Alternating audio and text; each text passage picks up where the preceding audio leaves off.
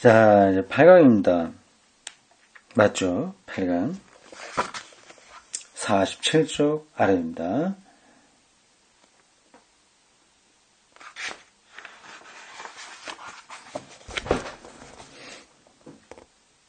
물음 이렇게 되어 있네요. 1번 각주로 여건이가 있는데 이건 지나가겠습니다. 물음이라고 하는 항목입니다. 신율에 관한 당신의 정의에서 당신은 성서와 교회의 진리를 증거하는 내적인 신적인 영의 현존에 대한 경험을 말해줍니다. 아마 학생이 질문하는 것 같아요. 교수에게. 제가 제 자신 안에서 신적인 영역을 인식할 수 있도록 좀 자세하게 설명해 주실 수 있겠습니까? 성령 경험을 어떻게 확인할 수 있냐 하는 거죠. 또한 그것이 만일 자기 자증적, 자기가 증명할 수 있는 것이라고 한다면 우리는 어떻게 하면 이 영을 받거나 길러낼 수 있겠습니까? 성령을 어떻게 받을 수 있겠냐 하는 겁니다. 성경에 성령이 임했다, 성령을 받아라, 뭐 그런 표현들도 있는데 그것을 내적인 조명이라고 생각하면 됩니다. 내적인 빛이라고 생각하면 됩니다. 근데 기독교인들이 이러한 이해가 없어서 성령 하면 뭐 이상한 걸 자꾸만 생각합니다. 추술적인 걸 생각한다거나요. 뭐 귀신을 생각한다거나 그럽니다. 미숙한 그런 거죠. 그래서 성령을 어떻게 받을 수 있냐, 그걸 어떻게 알 수 있냐 하는 그 질문에 대해서 이제 틸리가 대답합니다. 사실 물음에는 신학과 카운셀링이 함께 뒤섞여 있습니다. 그러나 한 가지만 말하겠습니다. 그대가 당신이 학생이 우리 안에서 일하는 신적인 영에 대해서 말할 때 그것은 자증적이라고 하는 것이 확실합니다. 알 수 있다고 하는 거죠. 그 밖에 무엇으로 실증할 수 있겠습니까? 그러니까 자기 스스로 그를 증명해야지 그 밖에서는 그거를 증명해 줄 수 없다는 거죠. 만일 다른 어떤 권위에 의해서 증명된다면, 목사가 더 성령 받았어 이렇게 얘기한다면 어째서 우리는 그 권위를 인정하게 되는 겁니까? 신적인 영이 우리에게 인정하도록 명령하기 때문입니다. 그때 우리는 신적인 영으로 돌아가게 됩니다. 이것이 칼빈의 생각이었습니다. 보기를 들어 그가 성서의 권위에 대해서 말했을 때 그는 그처럼 생각했던 것입니다. 신의 영은 성서의 내용이 진리를 증거합니다. 이 문장이 이상해요. 신의 영은 성서의 내용이 진리를 증거합니다. 진리라는 사실을 증거합니다 해야죠. 진리를 증거하는 게 아니라. 이렇게 해서 성서는 권위가 될 수 있습니다. 영의 증거를 통해서만 성서는 단순히 외적 권위에 머물지 않게 됩니다. 내적인 빛으로 그것을 알 수 있을 때에 외적인 권위에 만 머물지 않는다는 거죠. 그러나 이 점에서 칼빈 신학은 하나의 문제를 가집니다. 하나님의 영이 성서의 특수 내용의 진리를 증거하기 때문에 성서를 읽는 동안 이 증거가 일어나야 하는 것인가 아니면 한 영이 성서 자체를 증거하고 그런 다음에야 성서가 그 자체로 권위를 가지게 되는 것인가. 칼빈주의적 정통주의에서는 뒤의 견해가 지배적이었고 그로부터 루터주의에도 들어가게 되었으며 이로써 그것은 정통주의 전체에 걸쳐 권위의 원리가 되었습니다. 성서의 외적인 권위와 영의 내적인 증거, 이 관계를 조금 말하는 거예요. 앞에서 말했던 것을 되풀이해야 되겠습니다. 만일 신의 영이 성서의 어떤 특수 내용을 고려하지 않고 성서 그 자체를 증거한다면 원칙적으로는 아무나 신학을 쓸 수 있게 됩니다. 그렇죠. 그래서 자기 영감 받았다 해서 막 쓰면 되죠. 이것은 우리를 하나의 비재생자의 신학. 이게 말이 이상하네요. 재생자의 신학? 이런 말은 없는데, 테올로기야, 이 레게네토룸, 이런 사상을 이끌어갑니다. 그 라틴어 요거는 제가 이래 하면 비라는 뜻은 많은데 레게네토름 무슨 말인지 모르겠습니다. 그냥 나갑시다. 그러나 만약 하나님의 영에 의해서 증거되는 것이 성서의 특수 내용이라면 여러분은 성서를 읽는 순간마다 성서의 내용에 실존적으로 관계되지 않으면 안 됩니다. 하나하나 그 구절구절마다 자기가 개인적으로 경험해야 된다는 거죠. 적어도 여러분은 하나님의 영이 여러분 안에서 일하고 성서의 메시지 진리를 증거하는 과정에 참여해야 됩니다. 그러나 여러분들 다시 물을 겁니다. 만일 영이 스스로 자신을 증거하는 것이라면 나는 그것을 받아들이기 위해서 무엇을 할 수 있는 것일까? 라는 이 물음에는 대답할 수 없습니다. 왜냐하면 만일 내가 대답하는 데 성공한다면 그때 나는 여러분에게 신을 강요하는 방법을 주는 격이 될 것입니다. 그렇죠. 그건 가장 다른 방식이기 때문에 할 수 없는 거죠. 시를 어떻게 쓸 수 있냐는 대답이 없는 것과 같습니다. 저도 이 비슷하게 대답을 해요. 어떤 질문을 받았을 때, 근원적인 것을 질문받았을 때는 제가 대답을 딱 떨어지게 줄 수는 없습니다. 그건 이제 강요하는 거죠. 그러면 상대방은 타율적인 인간이 되는 겁니다. 하지만 시는 우리의 도덕적 자기 인의를 무너뜨리듯이 내가 착하고 좋은 일 많이 했어. 이게 자기 의인입니다. 무너뜨리듯이 그와 같은 모든 방법을 무너뜨릴 겁니다.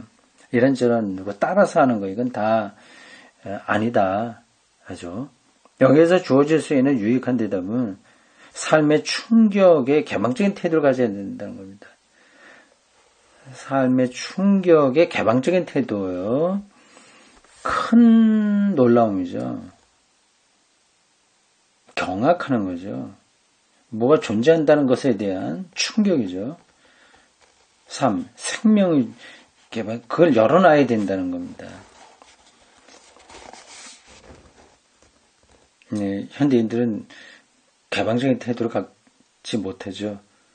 그냥 주어진 그 틀에 계속 매달리려고 하는 겁니다. 그게 삶인 것처럼 생각하죠. 그 삶이 아닌 건 아닌데 그래서 닫혀있는 거죠.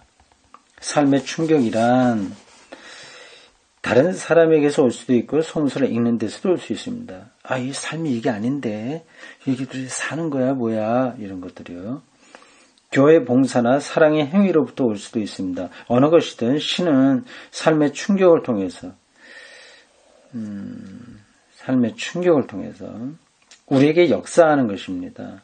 듣고 기다리는 가운데 우리는 하나님의 영을 경험할 수 있습니다. 그러나 더 이상 말할 수는 없습니다. 더 이상은 말하지 못한다. 듣고 기다리는 가운데 영을 경험할 수 있다. 신은 우리에게 강요하는데 전적으로 타당한 방법이란 없는 것입니다. 신을 우리에게 강요하는데 전적으로 타당한 것. 신을 우리에게 강요라기보다도 신경험이 가능한 것에 대한 타당한 방법은 없다. 그런 거죠. 제가 앉아있는 의자, 책상 위에 책을 놓고, 녹음기 놓고, 앞에 컴퓨터도 있고, 뭐, 이건 잡동사니들 많이 있습니다. 다른 때도 얘기했습니다만, 이 각각 사물들이 제자리에 있는 거예요. 그리고 그 사이에는 공간이 있습니다. 이게 신비로운 거죠. 예, 그게 삶의 충격입니다. 이런 것들이. 보통 때는 느끼지 못해요. 그리고 아무리 말을 들어도 그게 충격적으로 다가오지 않을 수 있습니다. 그러니까 이런 것들은 아무나 되는 것도 아니고 또 이것만이 충격은 아니고 다른 방식으로도 충격이 있죠. 기와장이 떨어지거나 대나무 숲에 바람이 지나가면서 나는 소리들 그리고 어떤 사람과 대화하는 것 이게 다 충격으로 우리에게 다가올 수 있습니다. 영이 하는 영을 우리가 경험하는 방법들인 거죠. 그 하나의 방법만 있는 게 아니기 때문에 틸리가 딱 끊어서 어떤 구체적인 방법론을 말할 수 없다고 얘기한 겁니다. 재밌네요. 자, 자율 이야기했습니다. 계몽주의 원리의 두 번째, 이성입니다. 49쪽, 괄호로 되어 있는 2번, 이성의 개념. 이제 우리는 마찬가지로 중요한 또 하나의 개념, 곧 이성의 개념으로 넘어온다. 참, 이 이성은 어려운 개념이에요. 영어로 reason이라고 하고 독일어 Vernunft라고 합니다. 칸트가 이성 분석을 탁월하게 했죠. 실천 이성, 순수 이성, 뭐 그런 것도 했죠. 그래서 순수 이성으로 볼 때는 종교가 가능하지 않다고 얘기했습니다. 여기에서도 과거의 이미지를 순화하기 위해서 이 개념의 의미를 확실하게 둘 필요가 있다. 여기서 몫이 까다로운 개념이어서 이 말의 의미를 해석하려고 해도 그냥 몇 걸음 정도 지나갈 수 있을 뿐이다. 이 이성 개념을 따라가는 게 쉽지 않은 거죠. 오죽했으면 방금 언급한 학자 칸트가 그걸 주제로 책을 썼겠습니까? 뭐 그 이외에도 많은 사람들이 거기에 대해서 책을 썼습니다. 여기에서 말한 이성은 우리가 흔히 이성과 계시에 관해서 또는 이성이나 계시에 관해서 말할 때 의미는 아니다. 밑에서 가는 이성, 위에서 내려오는 계시 이런 걸 얘기하는 게 아니다. 만일 내가 이성이란 말의 의미를 뚜렷하게 정의하기 전에 여러분이 계시에 맞선 이성에 관해서 논의하는 대로 비약하지 않게만 할 수 있다면 이것으로 이 강의는 헛되지 않게 될 것이다. 자꾸만 신학생들은 이성하면 계시와 어긋나는 것, 인간적인 것 이런 쪽으로 생각하니까 이 논의가 안 된다고 하는 겁니다. 인간적인 게 아니라 오히려 앞에서 나온 틸리의 표현을 빌리면 창조의 선한 부분인 거죠. 창조의 힘인 거죠. 이성은요. 그러니까 계시와 충돌하는 건 아닙니다. 이성은 일상적인 언어에서 크게 존경받고 있다. 저 사람 이성적이야 하는 말을 들어야 되니까요. 그러나 이것을 계몽주의나 그 이전의 서양 세계사에서 보다 훨씬 더 좁은 의미밖에 가지지 못한다. 일상에서 쓰는 이성은 좁은 의미예요.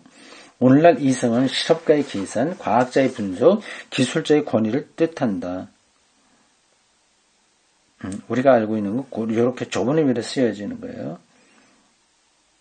이 세 가지 양태가 이성의 개념을 규정한다. 그러므로 계몽주의 시대의 이성을 이해하기 위한 표본으로서 이러한 현대의 이성 개념을 사용하는 것은 역사적으로 정확할 수가 없다. 일단 그걸 떠나야 되는 거죠. 그런 현대의 이성 개념을 떠나야 돼요. 계산 잘하고 뭐 어떤 분석해내고 이런 거 넘어서야 됩니다. 우리가 이성의 시대에 관해서 말할 때 우리는 이성을 현대적인 분석적, 종합적 의미에 국한시킬 수가 없다. 분석하고 종합하는 거. 더 근원적이다. 하는 거죠. 나는 이성을 네 가지 다른 개념으로 구별하고 그것을 하나하나씩 논해보려고 한다. 재밌네요. 칸트 같은 사람이 쓴 순수이성 비판은 정말 읽기 힘든데, 신학자인 틸리가 쓰니까 이성 개념도 쏙 머리에 들어오네요.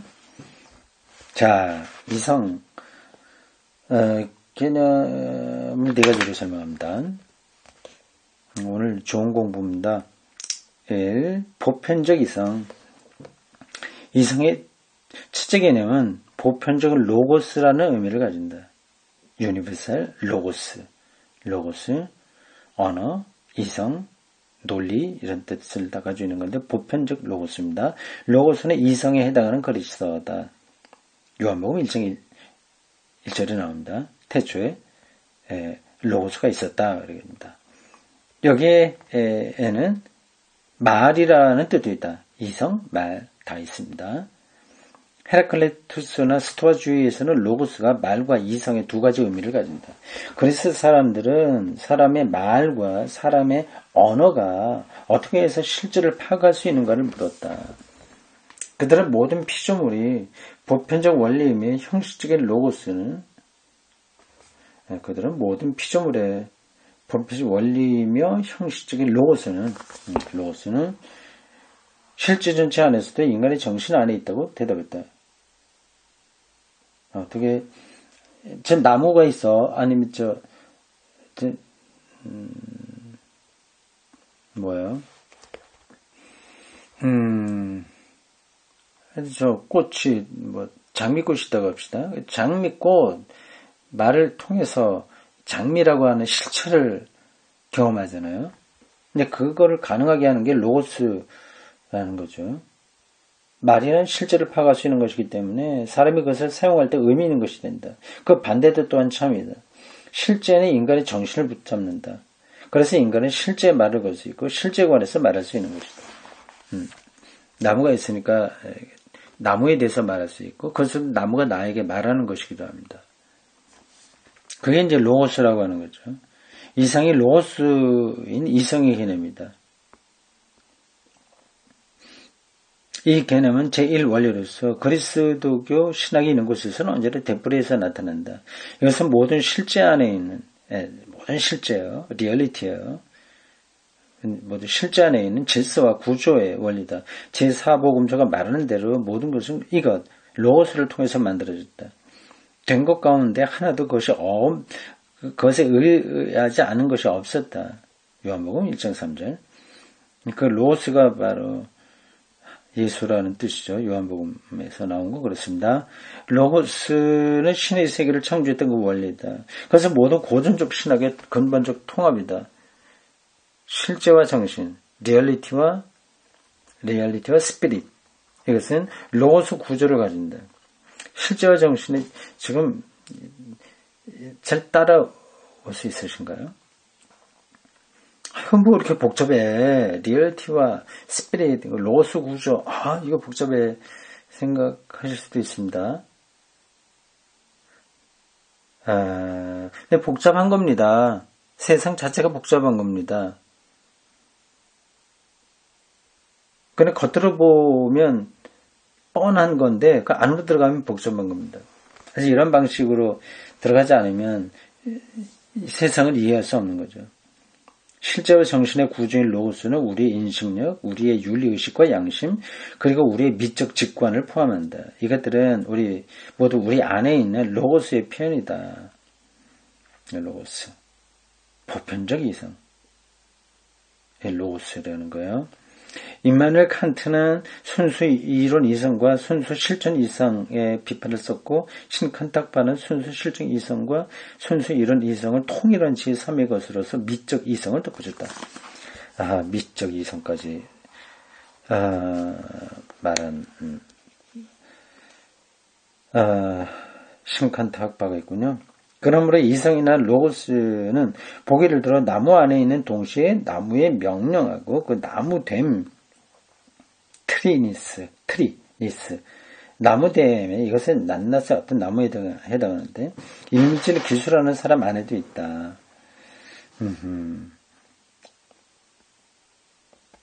로고스 안에 이미 나무가 있는 거죠. 이러한 것은 사람이 그의 정신에 의해서 파악할 수 있는 구조가 나무 안에 있음으로서만 가능하다. 달리 말하면 이 둘은 언제나 상호관계에 서 있는 것이므로 인간의 정신이 구조에 의해서 파악됨으로써만 이런 일은 가능하다고 할 수 있다. 자, 이 언어 철학, 언어 분석 철학에까지 닿는 이야기입니다. 그래서 그들은 언어가 존재의 힘이라고 말을 하고요. 모든 사물이 있기 전에 언어가 있었다고 말을 합니다. 그냥 억지스러운 주장인 것 같지만 그게 이 언어, 로고스의 능력을 말하는 거죠. 세상은 우리가 생각한 것보다 훨씬 깊고 더 신비롭습니다. 우주는 하나의 지성의 힘, 그 심적인 바탕에 의해서 창조되었다. 세계가 지성에 의하여 세워진 이상 지성은 세계를 파악할 수 있다. 지성, 이건 이성을 가리키죠. 로고스를 말하는 것 같습니다. 근데 지성하고 이성하고 좀 차이가 있긴 있는데, 우리가 세계를 지성으로 파악할 수 있는 것은 세계가 지성으로 창조되었기 때문이다. 이게 지성이라고 하는 말은 딱 맞는 건 아닌데 계속 그러게 되네요. 세계는 구조를 갖는다. 구조요. 나무가 있고 강이 있고 사람이 있고 집이 있고 이렇게 그렇죠. 공간 안에서 돌아가죠. 세계 구조라고 하는 뜻입니다. 이것은 철학에도 신학에도 똑같이 타당하다. 이러한 이성의 개념을 철학적으로 사용하든 신학적으로 사용하든 여기에는 아무런 충돌이 없다. 모든 신학에는 필연적인 로고스적 요소가 있다.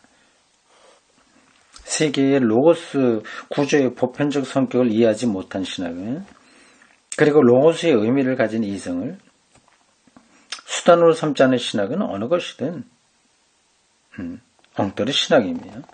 그러한 신학은 이미 신학이기를 그친다. 신학, 테오, 로고스에서 로고스적 요소가 사라진다면 신학은 성수의 말을 그저 열광적으로 되풀이하는데 그치게 된다. 그렇죠. 바로 요 열광적으로 되풀이하는 게 한국교회 강단의 실제 모습입니다. 좀 생각이 있는 사람들, 신학을 전공하지 않았다고 하더라도 일반 신자들 중에서 사물과 세계의 그 깊이를 조금이라도 아니면 스쳐 지나가듯이라도 맛보거나 엿본 사람들은 그러한 강단이 정말 허무하게 느껴지는 거죠. 참 멋진 표현이에요. 그러니까 로고스적인 요소가 사라지면 이성적이고 언어 분석적인 세계 구조와의 관계에서 작동되는 힘들을 다 놓치게 되면 신학은 성서를 열광적으로 되풀이하는 데 그치게 된다. 정확한 표현입니다. 밑줄 쳐놔야 되겠어요.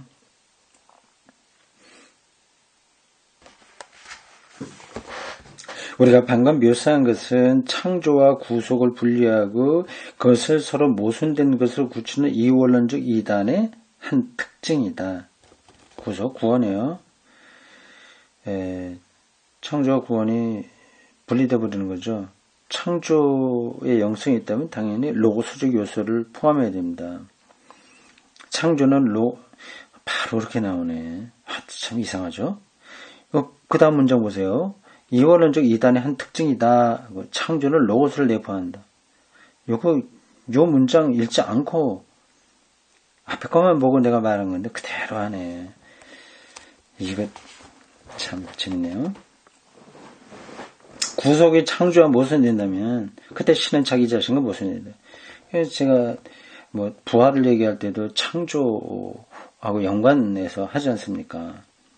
그러니까 살아있는 것, 생명 경험이라고 하는 것, 그 창조고 창조 원리를 부시는 게 아니라 그게 완성되는 거다 하는 겁니다. 구원이 바로 그거하고 연관되는 겁니다. 이때 우리는 좋은 신과 나쁜 신, 구속의 좋은 신과 창조의 나쁜 신을 가지게 된다. 분리하게 되면 그렇게 되는 거죠. 초기 교회는 창조의 선함을 주장하기 위해서 실제 전체의 로고스 구조를 주장하기 위해서 싸우느라 거의 파멸에 빠졌다. 선악 이원론을 이건 많이 교회에서 하는 거거든요. 그 투쟁하기 위해서 정말 힘들었다고 하는 겁니다. 마지막에 가서 교회는 이원론을 받아들인 유혹을 마성적 유혹으로 생각해서 극복했다.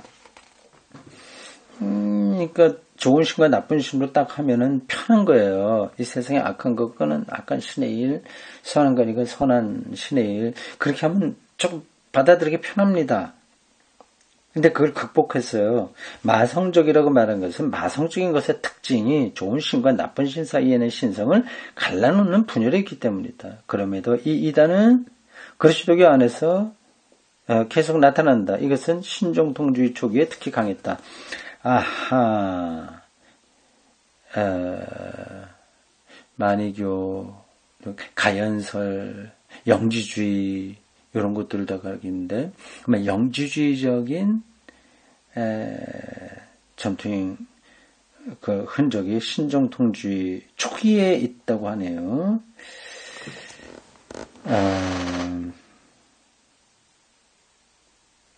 바르트에게 초기에 그런 게 있었나요? 나중에 변했나요?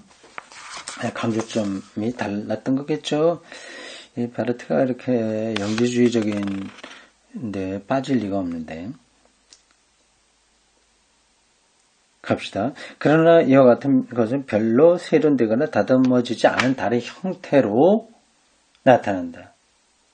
하나의 물음을 내놓으면서 아무런 대답을 주지 않은, 말하자면 세계를 악마에게 내맡기는 실존주의 문학에서는 이러한 이원론적 이단이 많이 나타난다.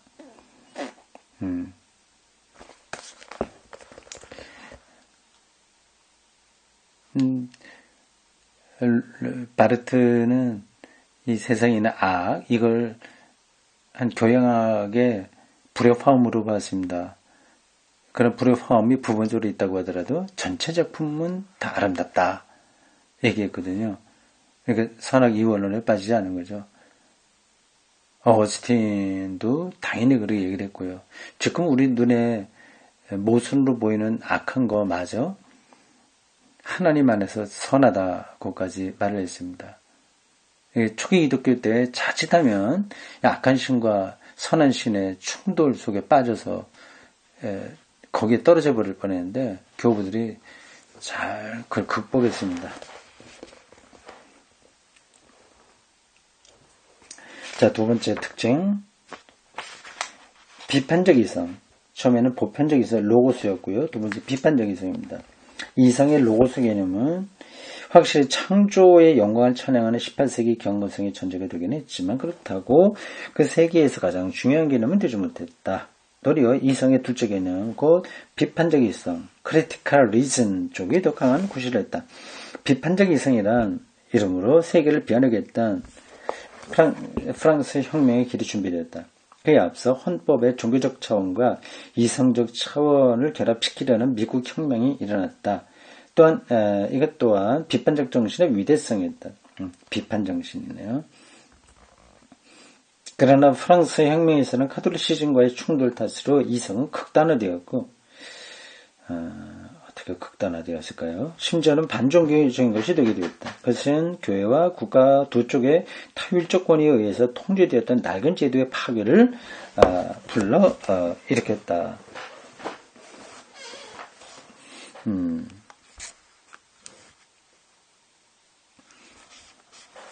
우리는 이 비판적 이성이 무엇을 뜻하는가를 이해해야 된다. 비판적 이성. 그것은 어느 편이 더 쓸모 있는가에 따라서 이것을 할 것인가 저것을 할 것인가 하는 걸 결정하는 계산적 이성. calculating reason이 아니었다.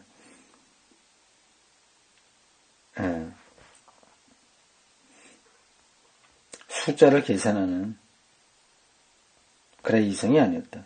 기계적인 이성이 아니었다는 거죠.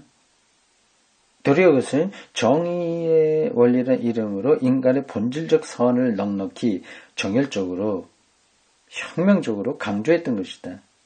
이성이 그렇게 역동적이었네요.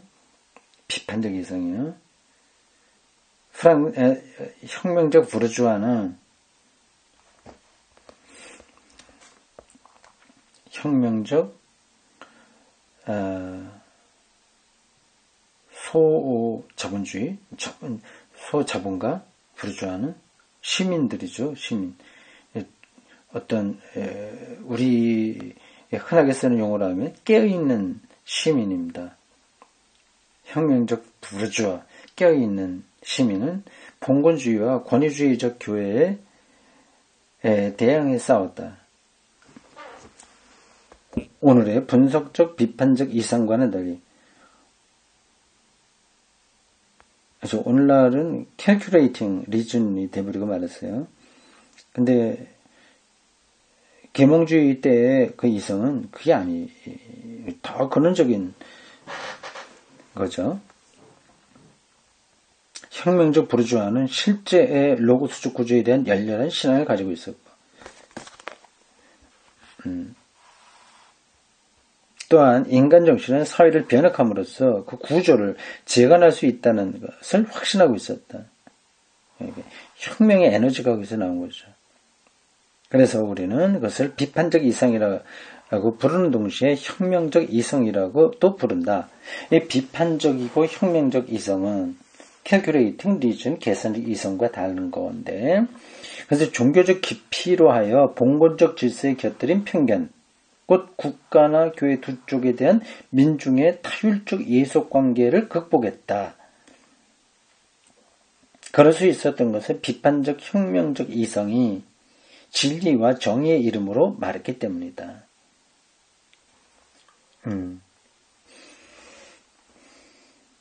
계몽주의 철학자는 극히 정열적이었다. 말만 이렇게 저렇게 시부로 되는 게 아니라 자기 삶이 거기에 실존적으로 참여하는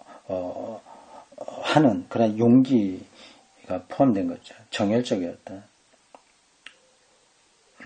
기계적인 컴퓨터가 아니라 인간인 거죠. 이들은 실증주의자가 아니었다. 실증주의자가 아니었다. 그렇군요.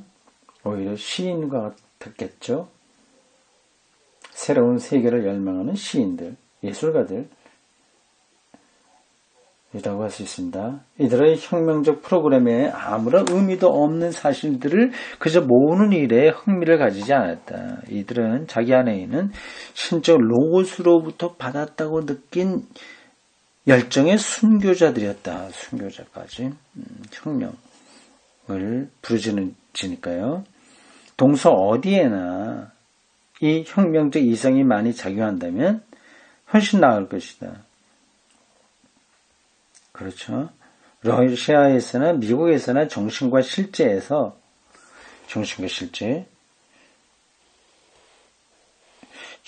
실제가 뭐 이렇게 분리가 되나요? 정신도 실제에 포함될 수 있을 텐데, 그러나 편의상 이렇게 구분하는 겁니다. 정신은 보이지 않는 실제라고 한다면, 실제는 보이는 실제죠. 그래서 신다운 것의 현현인 이 로고스의 정렬이 결여되어 있고, 혁명적 이성은 사실에 대한 실증적 관찰에 의해서 억압되어 있다. 비판적으로 그 시대를 보고 있습니다. 러시아나 미국이나 다 로고스에 대한 정렬이 부족하다. 정말 혁명다운 혁명이 없다. 그래서 실증주의적 관찰에 의해서 혁명적 이성이 억압되어 있다. 하고 얘기하네요. 실증주의적 관찰. 실증주의적이라고 한다면 계산에 의해서 확인될 수 있는 것만을 참된 것으로 보는 입장이거든요. 근데 실증적이 아니야 이렇게 얘기하지 않습니까? 그러니까 어떤 직업이라도 이게 돈벌이가 얼마나 돼 그런 것으로 판단하려고 하는 게 실증적인 관찰입니다. 근데 혁명적 이성은 돈벌이하고 상관없이 가치가 있다면 거기에 자기가 기꺼이 참여하는 거죠. 네, 여기까지입니다.